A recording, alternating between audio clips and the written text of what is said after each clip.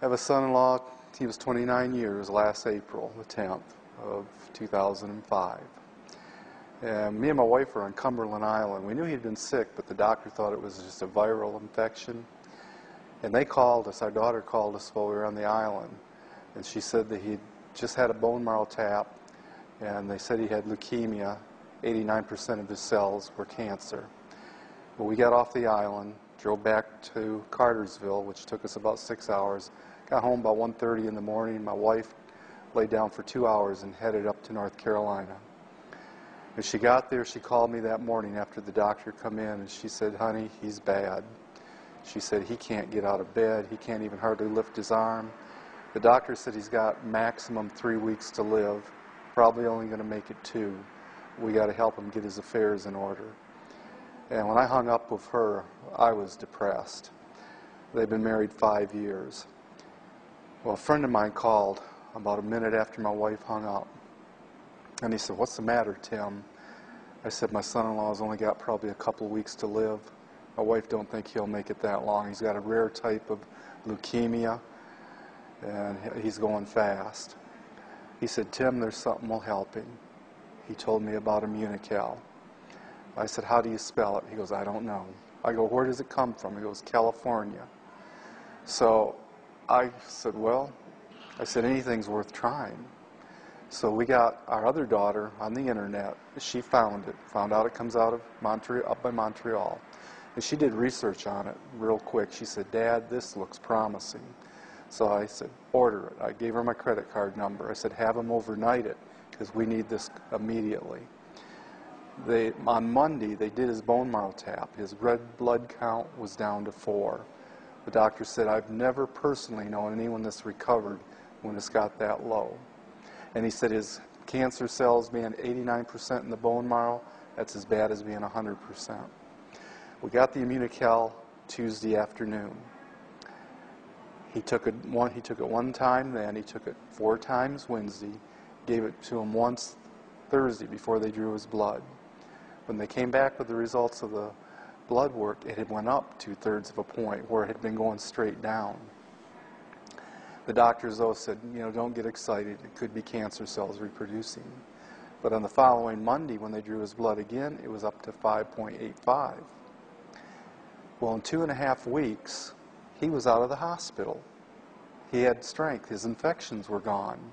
In fact, it's funny.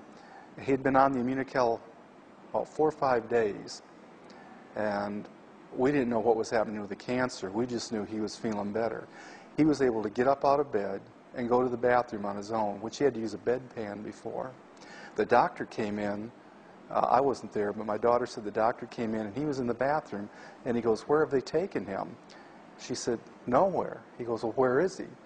She said, "He's in the bathroom." He goes, "How did he get there?" She said, "He walked." And the doctor said, "How?" So Andre's come out, and the doctor was amazed. They had not told the doctors we were giving him Immunocal. So 2.5 weeks later, they let him leave the hospital. Now at the 2-week point, we were there on Sunday morning when the doctor, main oncologist, and about 6 interns came in. I asked her what she thought about the Immunocal. I thought she knew about it by then. She didn't know anything about it. Well, I showed it to her, but she did no research on it. But one of those interns did, and I don't know which one it was, but that was Sunday. We were there. He came in Monday. He handed my daughter a prescription.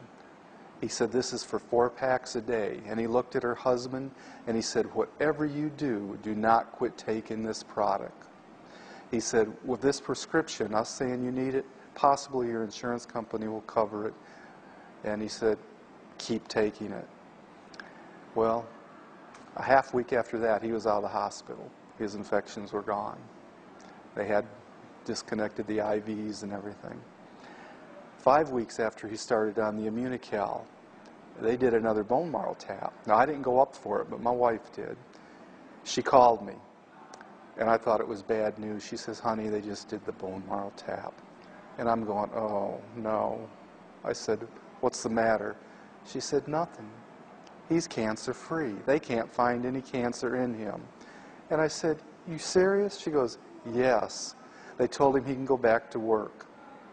You know, they wanted to start chemo on him immediately. He told them no.